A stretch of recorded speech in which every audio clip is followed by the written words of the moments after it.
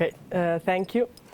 I start by introducing a bit what I'm doing, and I'm actually a PhD student, and this is my research question, that is how language diversity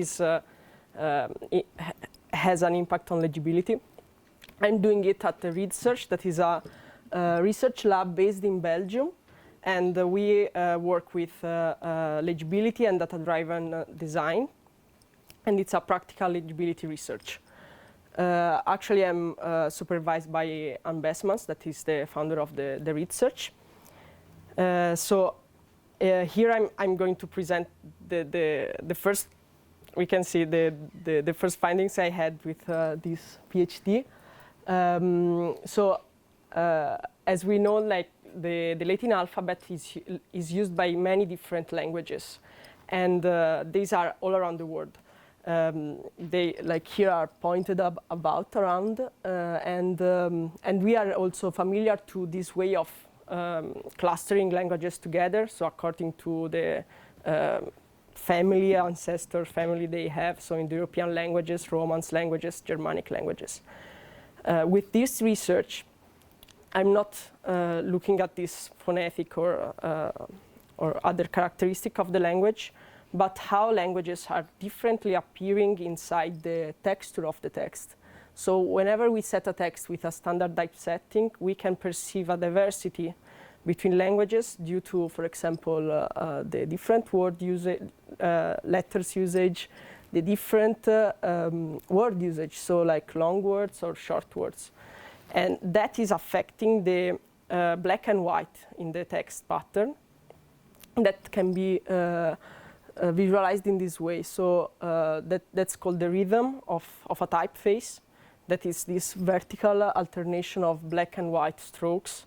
And this was defined by Ann, and then they, with a master student, Sarjunius, and Ann Doms, that is also my co-supervisor and a professor in mathematics, they made this algorithm that can redesign the pattern of the black vertical strokes of a text.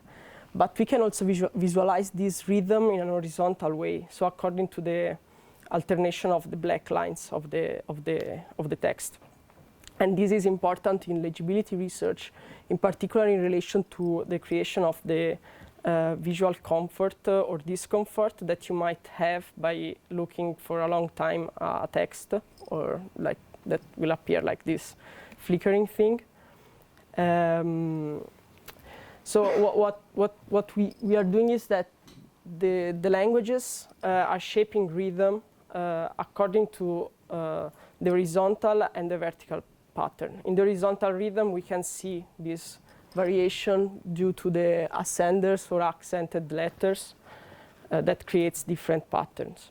Or the word length can also be something that changes the texture of the text line. And the letter stroke as well, like this is maybe also interesting for Hector, but the alternation of black and white changes if you change the letters in the row. So that summarizes what I'm trying to say. So language is creating and defining differently the stripe pattern of a text, so the rhythm. So as a first step, we need to the first step to measure these different rhythms in text due to the language was to see how to deconstruct the text accordingly in order to decode the rhythm of the text.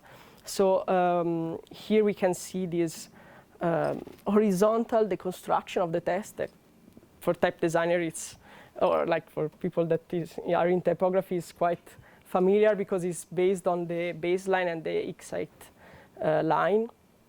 So we identify top letters and bottom letters, top area and bottom area.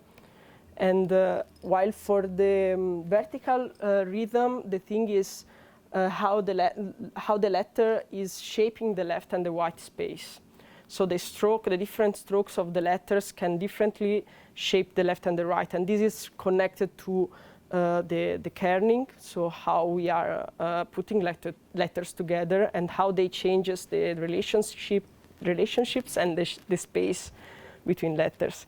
The result from this system is the identification of 33 language design features that are all those elements that every language shares, but in different proportions. So I can go more in detail, but so the thing is that I will not call them ascenders and descenders, but top letters and bottom letters. Or these are not ascenders and diacritics letter, but are single and composed.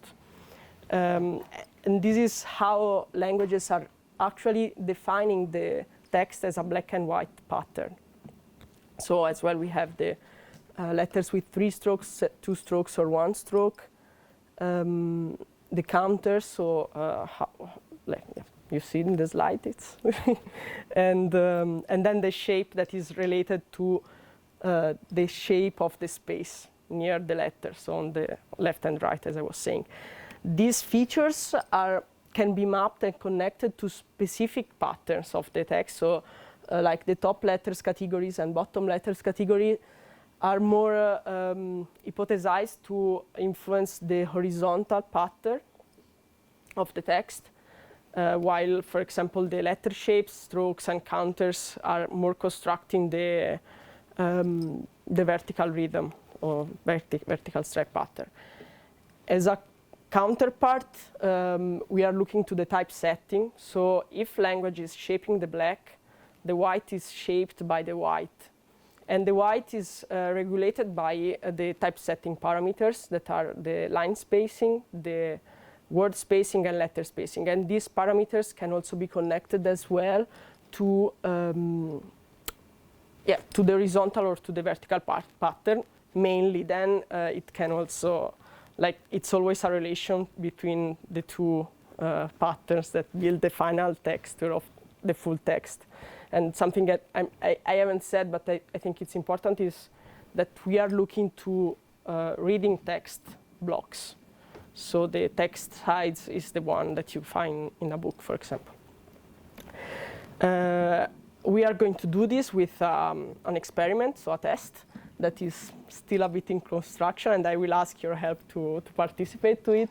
So the main questions are if readers are able to perceive the language visual diversity across different languages, and how and if the typesetting would be optimized according to the language, how the reader can do that. The main aim is to be able to, like you see, 2 different languages with different design features.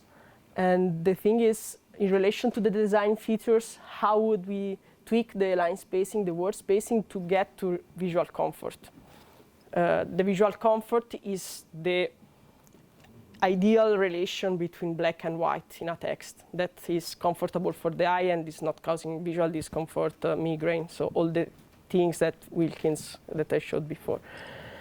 To do this test, as there are many languages, as we see in the beginning, in this research, I get to these clusters of languages. So we like the groups in which languages can be divided according to the similar use they have of the design features.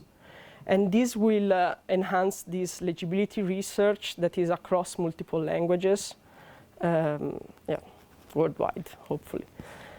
So as a result, we got, by working with the Data Science Institute in Hasselt University, in particular Christopher Patanowski, we got this dendrogram that is based on the measurement of the frequency of these features throughout different languages.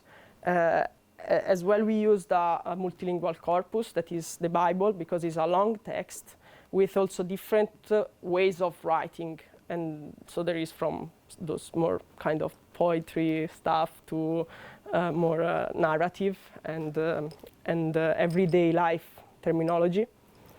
So based on how each language was using these features, we got actually these 4 clusters. The things that we don't know is how nearby are these clusters and how are actually behaving the languages inside, because there are different distances between the languages that is not shown in this graph. But this is something that we need to see. But the potential of this clusterization is also on how we can interpret it in relation to the linguistic families. So it's interesting to see, for example, here the Romanian, that is something that is always in the Romance languages, so with Italian, French, and so on. It's with the Slavic languages, because, and this reveals the fact that we are using this system of visual features, so a visual way of working with languages. And as well with geography, we can see how the clusters are actually matching the different parts of the word. And then another way to get to there, it's how, because Latin scripts, as we might know that, the Latin script was not the first alphabet like writing system used. But so the thing we can do is to try to relate these features to which was the Latin script, the original script that the language was using before the Latin alphabet, for example. And so next we will have this test ongoing with this online survey that I also have postcard to give to take participants somehow, and then it will validate the clusters, and it will see if we can give these design guidelines to get to optimal typesetting. And then we want to furtherly explore what's happening inside these clusters. So here is the QR code that I invite you to scan, and I have still 7 minutes. It's still like, it's not a test, it will open a web page that was, I had the help of Monica Otama, that is another researcher at READSEARCH, to design it. And so you will just have to complete a Google form, and then I will send the test when it's ready. This is some reads I read, but you cannot read, maybe from there, so it's fine. So thank you, and if there are questions, and the QR code is still there, so that if you have questions, I'm more than happy to see, also because I think I quite rushed through the slides.